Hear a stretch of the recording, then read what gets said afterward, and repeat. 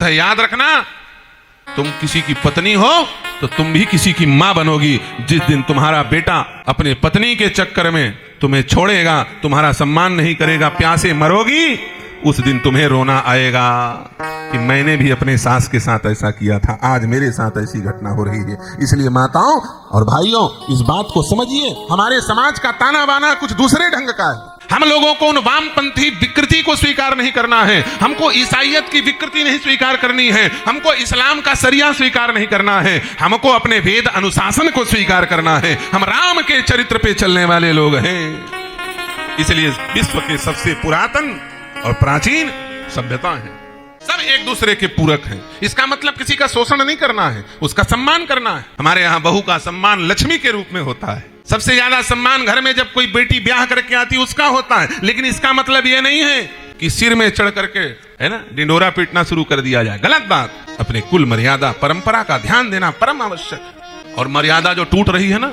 लोग ज्यादा पैसा कमा करके जब विदेश यात्रा कर रहे हैं उसमें मर्यादा टूट रही, क्योंकि विदेश में संस्कृति नहीं मिलती, विदेश में विकृति दिखती है। और जो बार बार विदेश जाते हैं ना, उनके अंदर, इसीलिए पुराने समय में कहा गया था विदेश मत जाया करो, जाओ तो अपनी संस्कृति का प्रचार करो, उनकी विकृति लेके मत आ जाना यहाँ पे। जानवरों की, पशुओं के जैसे जीवन जीने की परंपरा, अपने मर्यादित राम और कृष्ण की परंपरा का प्रचार प्रसार किया जाए, यह आवश्यकता है।